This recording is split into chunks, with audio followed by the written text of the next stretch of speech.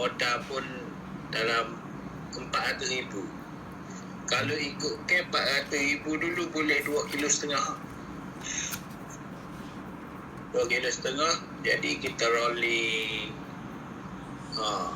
rolling sehinggalah modal tu bertambah, baru kita buka cawangan. Bermula di UTC Alostar Kedah. Sehinggalah sekarang buka cawangan sampai ke Johor Bahru. Permulaan dia tu biasalah dalam bisnes mah ni, permulaan dia orang panggil slow. Tapi kita buat konsep kita tu kan konsep jual dengan harga murah. Untuk kecil tapi kita jual cepat. Orang panggil jual tambah stok, jual tambah stok. Hari ni jual berapa, hari ni juga tambah stok. Macam tu. Okey, soalan seterusnya. Apakah faktor yang membawa kepada penciptaan perniagaan kedai emas ni? Faktor dia bagi sebab saya ni pernah bekerja dengan Abel lah, Cik Muhammad Feru ni. Dia kira Abel, dia merupakan bos kepada saya time tu. Jadi apabila kita tengok dalam bidang emas ni, duit senang, dapat duit mudah. Lepas tu emas ni orang cari. Kalau ada perkahwinan ke apa, mesti mas kahwin dia hantaran dia tu dia beli emas. Macam di Kelantan juga, kalau kahwin saja mas kahwin dia beli emas. Lepas tu untuk dia panggil adat kan, batai semaya ke apa, dia beli rantai tangan ataupun rantai leher lah untuk pihak wanita tu. Dia lagu tu. Lepas tu apa lah soalan dia tadi? Faktor berapa buka kedai emas? Faktor dia ekonomi. Sebab faktor buka kedai emas ni meningkatkan ekonomi negara satu. Lepas tu emas ni kita boleh bagi kesedaran kepada semua orang lah, bahawa emas ni dia orang panggil kalih inflasi. Emas ni boleh tukar kepada duit kan. Jadi faktor tu orang panggil membantu semua masyarakat, lapisan masyarakat. Okey, kita pergi soalan seterusnya. Ni latar belakang syarikat pula baju. Nama syarikat Abaju lah ni. Lepas tu apa pilih nama tu?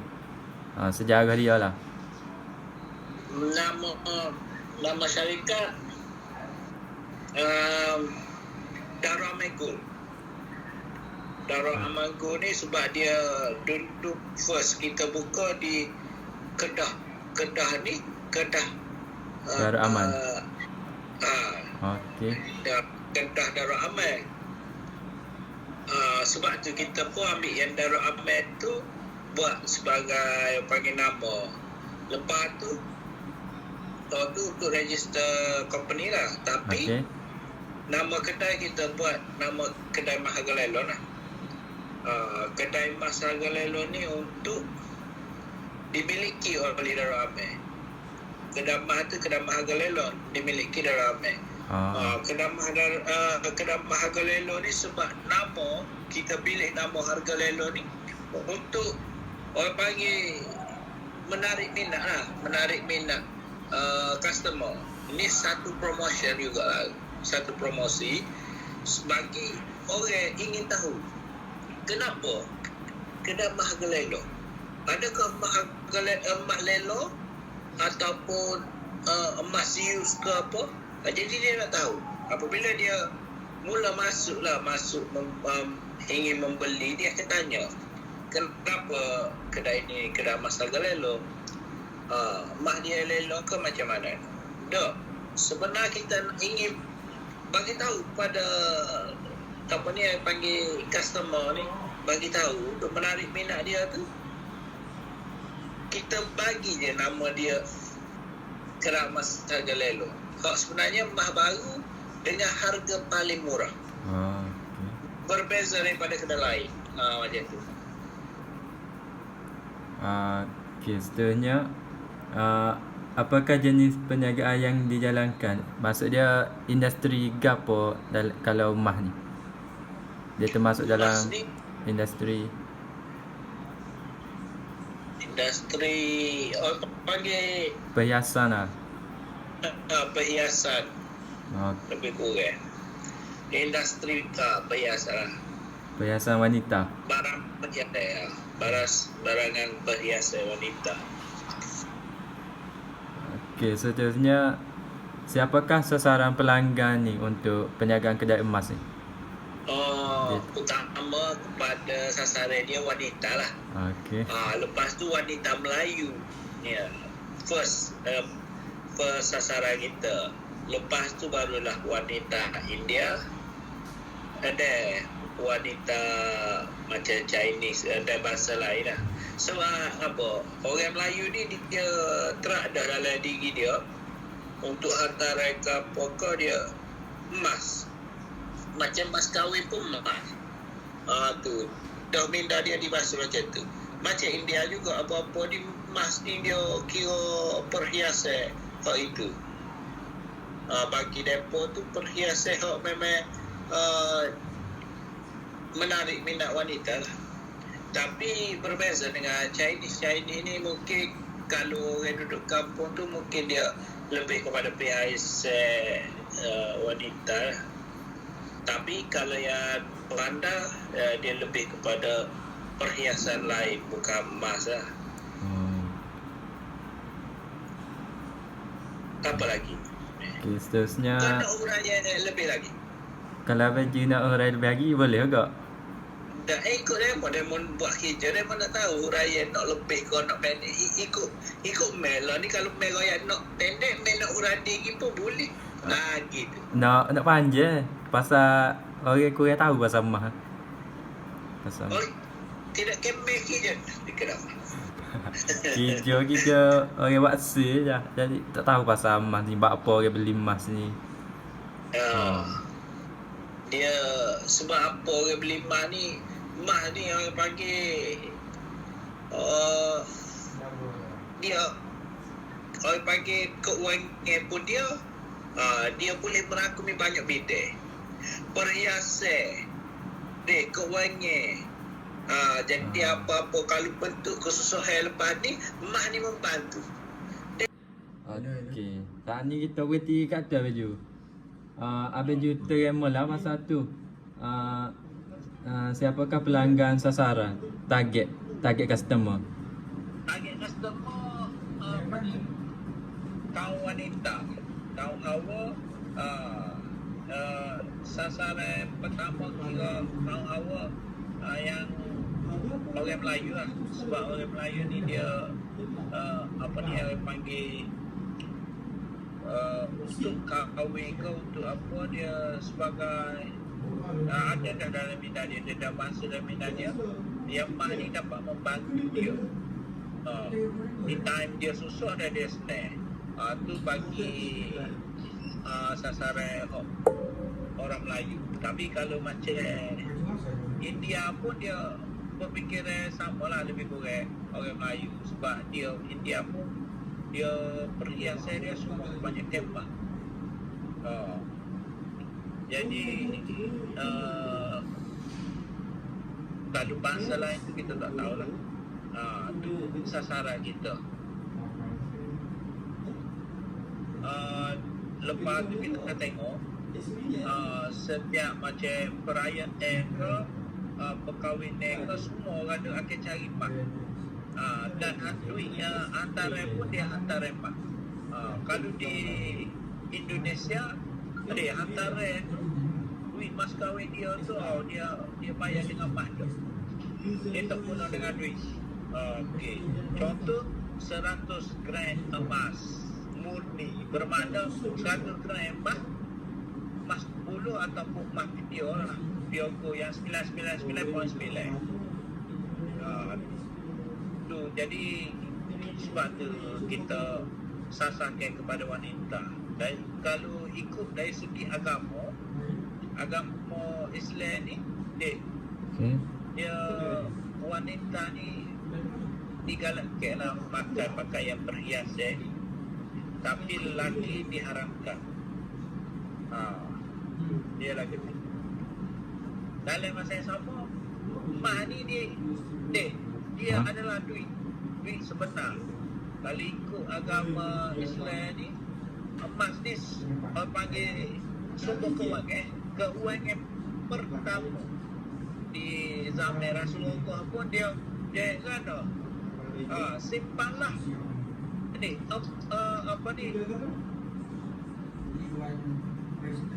emas dan perak, tapi dia guna bahasa dirham dan dinar. Dinar tu duit emas. Kalau dirham ni duit perak. Dia lagu tu. Jadi simpanlah emas dan perak. Sebab apa? Emas dan perak ni akan ikut perkembangan setiap zaman. Dia contoh dulu, kambing seekor dia beli dengan 1 dinar.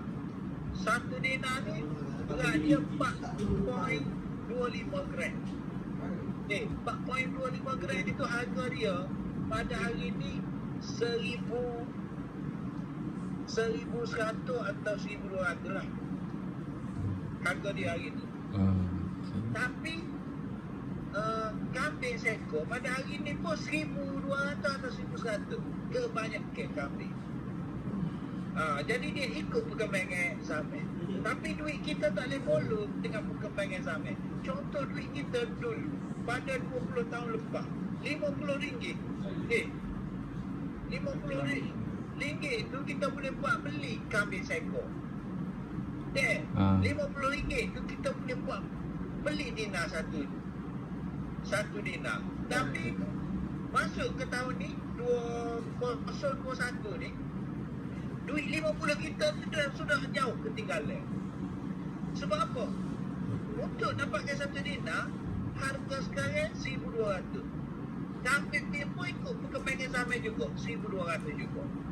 Tapi duit 50 kita tak ada. Kalau bagi kita ada nilai, jatuh dah. Susu. Dia macam tu. Sebab tu, dia kalau daripada segi ekonomi, untuk cetak duit kertas tu, dia berdasarkan emas yang kita simpan. Dia macam tu. Baru betul. Baru ekonomi kita stabil. Apa lagi nak tanya? Okay, seterusnya, bagaimanakah Encik ni menjalankan perniagaan? Menjalankan perniagaan secara rutin, borong dan orang panggil borong. Lepas tu kita juga sekarang ikut perkembangan zaman. Contoh, dulu kita jual kepada orang panggil manual. Lepas tu biasalah ikut orang panggil peruncitan biasa. Kita tak guna macam online, media sosial. Kita tak lebih kepada media sosial. Tapi pada zaman sekarang ni, kita perlu ceburi bidang yang berbeza. Kita akan masuk bidang media pula. Sebab apa? Promosi dalam internet ni lagi cepat sampai daripada kita guna promosi yang orang panggil cara lama. Jadi sekarang promosi macam dalam FB, dalam Telegram, dalam IG, benda-benda ni cepat sampai. Benda ni tak perlu orang panggil bayaran yang tinggi. Kecuali kalau macam kita guna media seperti televisyen, radio, itu kos yang tinggi. Macam tu. Kira sekarang ni kira ada ni lah, online jugalah. Ya, kita ada online. Okey, untuk sampaikan penjualan dalam online tu kira orang panggil slow lah. Tapi untuk sampaikan orang panggil promotion kita tu kita gunakan bidang online. Okey. Seterusnya, berapakah bilangan pekerja yang Encik ni ada sekarang? Oh, kalau setiap cawangan biasa dalam 20 orang setiap cawangan. Okey. Kira kalau macam sekarang ni kita ada dah 9 cawangan. Kebanyakan dia dalam lingkungan tu 20 orang setiap cawangan. Okey, seterusnya kita pergi ni bahagian Encik ni pula. Adakah Encik ni ada pengalaman bekerja sebelum ni? Ada, saya pernah bekerja selama 2 tahun juga dengan ni Muhammad Aferul, merupakan abang saya. Dia yang first yang buka kedamah dalam generasi saya lah. Dia yang orang pertama sebab dulu dia kena emas ni pun melalui orang panggil public good. Jadi dia dulu jual emas, orang panggil emas fizikal, emas pelaburan. Dia lebih kepada pelaburan. Jadi dulu dia terlintas di hati dia apabila ekonomi tak stabil, ekonomi dah itu, lepas tu kejatuhan nilai emas tu emas jatuh merudum pada zaman 2013 kot. Dia dah ada perubahan, dia pergi buka kedai emas lah. Dia sebab apa? Emas ni dia cakap untuk pelaburan time tu tidak elok lah sebab emas jatuh tu, tapi untuk perhiasan lagi sambutan dia agak elok sebab harga emas murah time tu.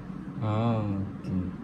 Sebab tu dia pun terlintas buka kedai. Jadi saya habis belajar pada tahun 2017 ke 2015 ke 2017, lupa dah yang tepat. Saya ambil belajar, saya terus bekerja dengan dia.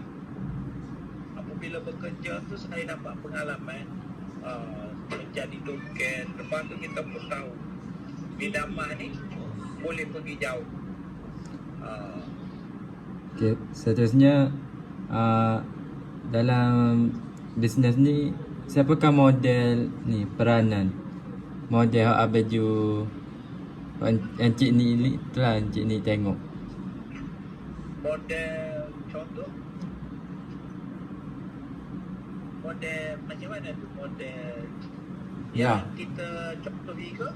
Yang Encik ni contohi untuk berjaya dalam bidang ni. Model untuk yang berjaya ni saya tengok daripada penilaian saya, iaitu pesaing terbesar dari bidang emas. Dia merupakan model untuk menaikkan semangat saya. Ni lah, boleh Encik ni sebutkan tak siapa tu pesaing tu? Model dia pada time tu kedai emas Anwar. Kedai emas Anwar ni dia merupakan kira dah banyak cawangan dan jadi dalam masa yang sama kita pun pernah bercakap dengan dia. Jadi dia membuatkan menaikkan semangat kita. Apabila kita tengok dia apabila dia cakap lepas tu dia tidak menepati panggil janji dia, jadi itu menimbulkan semangat kita untuk jadi orang seperti dia. Lepas tu untuk orang panggil untuk bersaing dengan dia secara sihat lah. Dari bidang bisnes ni kita kena bersaing secara sihat. Jadi kita tengok dia ada kelebihan. Jadi kelebihan tu kita ambil kelebihan dia tu, kita campur dengan kelebihan kita, kita lagi orang panggil lebih maju daripada dia lah. Sebab tu kita sekarang ni dah bersaing dalam bidang tu. Jadi kita tengok dia ni salah satu cara bisnes dia pun lebih kurang kita, cuma kita ni agresi lagi lah. Harga terlalu murah kita bagi. Macam dia harga dah murah, tapi kita bagi harga terlalu murah. Jadi kadang-kadang tak tercapai di fikiran kedai-kedai lain. Okey, seterusnya adakah Encik ni pernah melibatkan diri dalam aktiviti keusahawanan sebelum perniagaan kedai emas ni? Saya pernah lah, macam time belajar dulu saya pun ada ambil kelas keusahawanan lah. Lepas tu macam mana praktikal dia, macam mana kita pilih bisnes yang ingin kita kena pelajari lah. Contoh dulu saya pun pernah bisnes macam jual makanan ke, lupa dah lama. Okey. Seterusnya niat Encik ni untuk menjadi usahawan ni pada umur berapa? Niat saya ni pada apabila setelah berkahwin ni kita ada satu tanggungjawab pada isteri dan tanggungjawab pada anak-anak. Pada peringkat tu, jadi kita dah ada tanggungjawab. Time single dulu saya lebih memilih untuk menjadi guru lah. Tapi dalam masa sama rezeki tak ada menjadi guru. Lepas tu kita tengok bidang ni pun, bisnes ni pun lebih lebih mendatangkan keuangan. Jadi saya ceburi ni alhamdulillah lah setakat ni. Okey, seterusnya boleh Encik ni terangkan sedikit tentang latar belakang ibu bapa Encik ni? Ibu bapa saya ni, ayah saya seorang petani manakala ibu saya ni seorang tukang jahit, suri rumah dan tukang jahit di rumah lah. Dia ni dulu mendapat tempahan daripada orang-orang kampung lah untuk tumpah baju. Manakala ayah saya ni bidang pertanian, menanam untuk menampung kos hidup lah, sara hidup. Okey, seterusnya ni kita pergi ke bahagian lain pula. Apakah Kau nak nama juga? Gana? Nama ibu bapa nak juga? Nama boleh juga. Nama ayah saya Nikmat bin Mustafa lah. Nikmat bin Mustafa.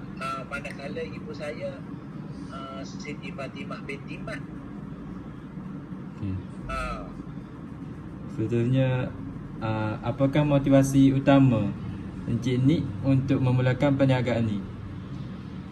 Motivasi utama kita untuk kita motivasi dalam diri itu untuk meningkatkan lagi orang kemahiran bisnes, bidang bisnes ni lah. Kita apabila kita sampai satu tahap, kita terfikir macam mana nak jadi lebih besar daripada sekarang, dan lebih berjaya lah. Apabila kita sampai ke satu langkah tu, kita rasa benda tu dah senang, kita ingin melangkah ke hadapan lagi. Contoh dulu time kita masuk universiti, kita rasa universiti ni susah lah dapat nak mata pelajaran tinggi. Tapi apabila kita sudah masuk universiti, sudah lepas dah universiti, kita akan rasa benda tu mudah. Sebab apa? Benda tu sudah kita alami, jadi mudah. Universiti macam ni, kita boleh buat semua. Macam tu juga dalam bidang bisnes ni. Apabila kita ada sampai satu tahap, kita rasa okey, sebiji kedai kita dapat handle. Kita rasa cawangan lain, kita pun buat dalam cara yang sama, cuma kita buat ikut sistem lah. Ikut sistem, kena ada manager, kena ada pembantu, kena ada tukang, kena ada jurujual. Kalau dah cukup tu, kita tengok, kita kan bagian kita tu ada dalam sistem. Check tu melalui sistem, kita buat group untuk check. Jadi benda tu mudah. Jadi kita tengok orang yang berjaya ni, kenapa dia boleh buat, kita tak boleh buat. Kita akan rasa benda ni bagi saya lah, kalau kita tengok orang buat mudah, kita mesti boleh buat. Itu cara. Okey, seterusnya, adakah Encik ni meletak sebarang maklumat untuk perniagaan ni? Ada. Saya matlamat saya ini bukan orang panggil, kadang-kadang saya cakap terlalu tinggi matlamat. Saya ingin conquer satu Malaysia.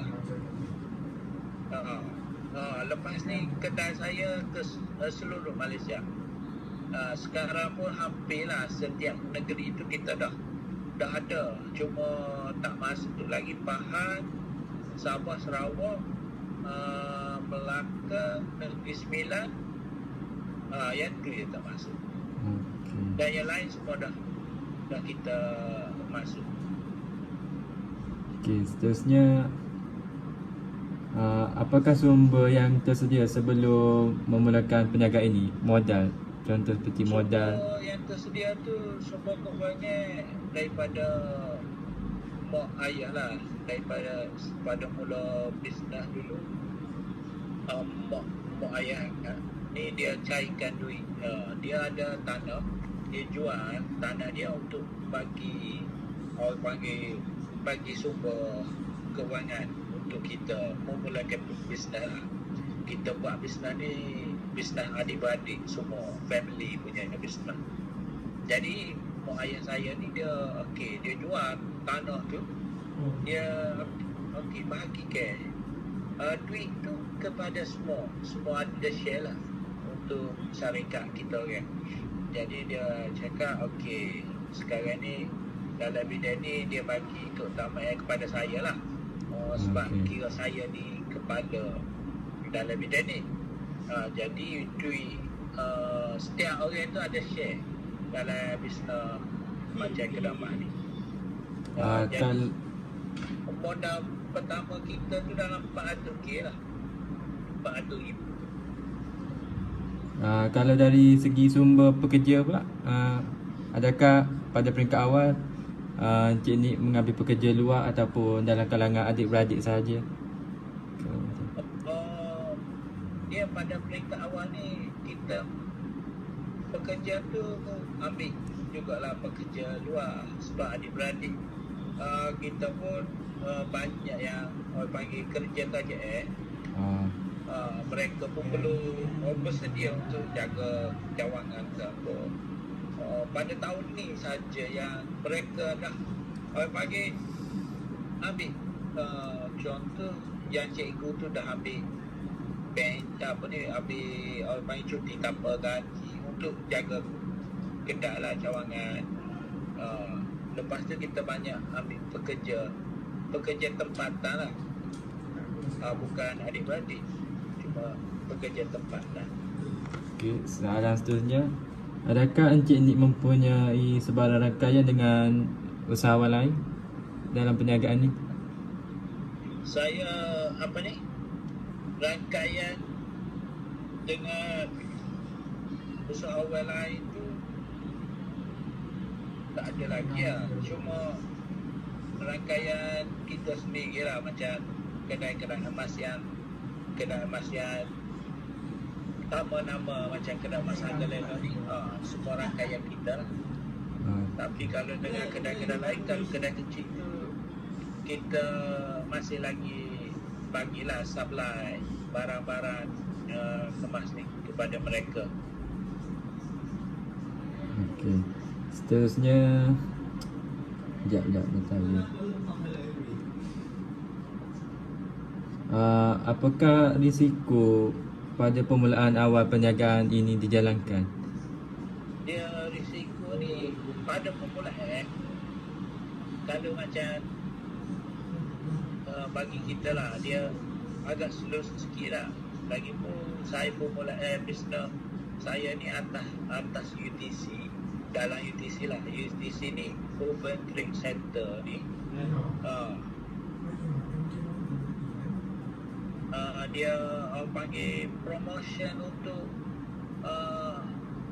customer tu, dia dah automatic jadi sendiri. Sebab kadang-kadang orang pergi untuk pergi buat kad kenalan, pergi GPJ untuk bayar saman ke apa, dia lalu depan kedai kita tu, dia adalah satu promosi. Jadi benda tu kita tak bimbang sangat untuk promosi, untuk tahu yang kita dijual apa. Tapi apabila kita dah buka banyak cawangan ni, kita tengok kelemahan dia. Kalau kita buka di tempat luar daripada jauh daripada kedai-kedai emas lain, dia jadi salah satu panggil kena promosi banyak. Benda tu berisiko jadi kita jadi slow, berisiko tinggi. Sebab apa? Apabila tak ada kedai ni, biasalah perompak ke apa ke dah bersedia untuk tengok kelekaan kita saja. Tapi pada permulaan tu, bagi kita alhamdulillah, sebab kita dapat tempat yang orang panggil elok, strategi. Kita tak fikir sangat tentang promotion. Jadi sebab kita pun promotion kita pun orang panggil walk-in customer tu tak baik. Macam tu.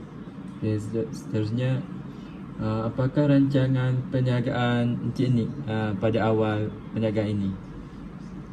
Rancangan kita dululah, rancangan awal kita untuk biasalah panggil untuk cukup untuk pakai kenderaan, pakaian, tempat tinggal tu je dululah pada permulaan. Tapi apabila tiba pesaing yang datang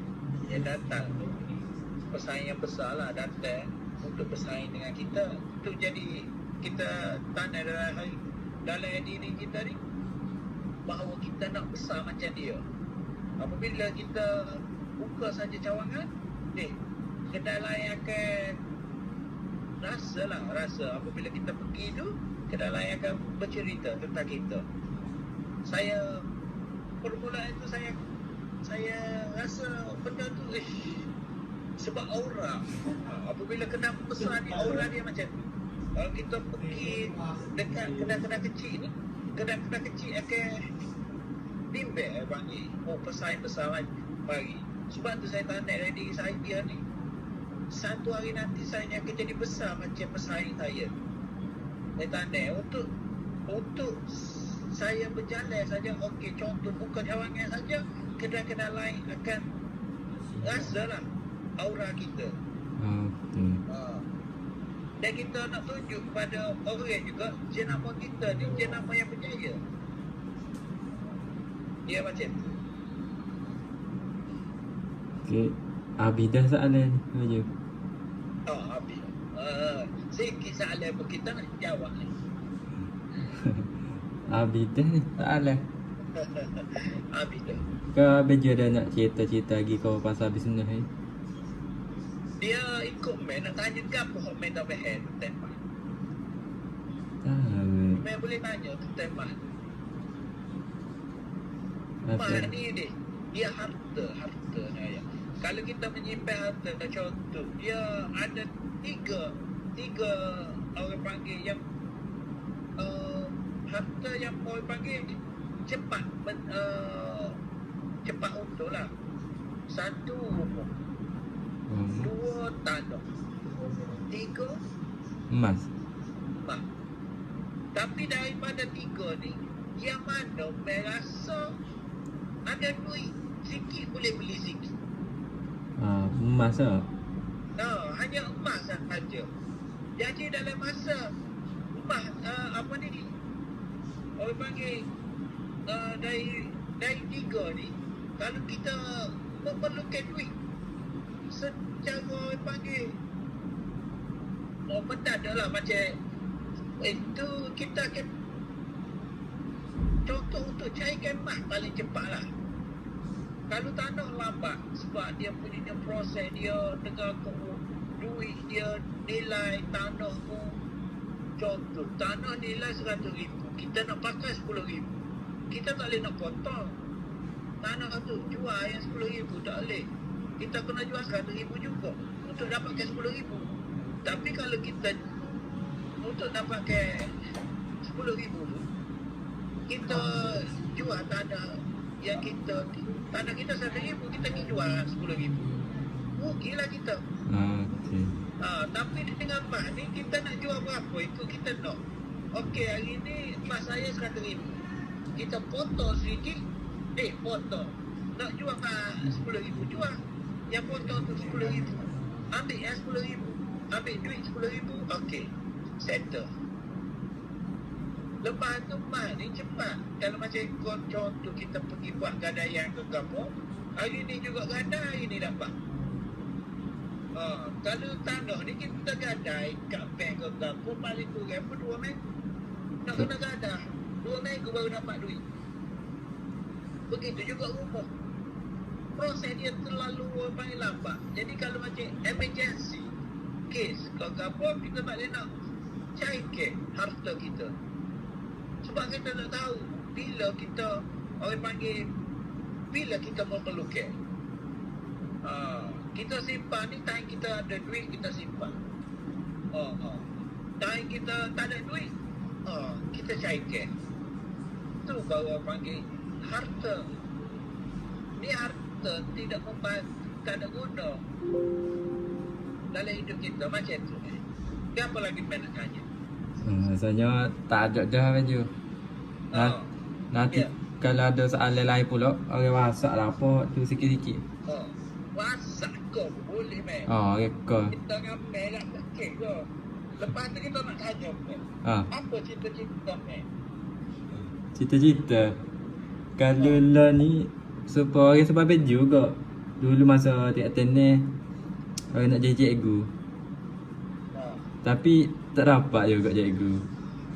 Lepas tu lah ni masuk IMK, dia ada business Jadi rasa minat aku business pula. Tapi tak tahu kan business ni modal dia besar. Dia lagu tu meh.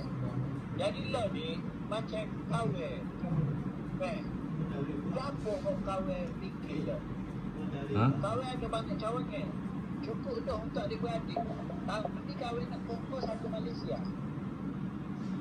Kahwin perlu cari manager.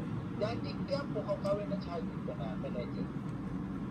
Cuma kau sepupu ke apa, tak asyik kerja orang kahwin. Tak tahu dah pandangnya dia ke apa. Mungkin dia pandai rendah lah. Dia tak tahu kita punya cara bisnes ke macam mana.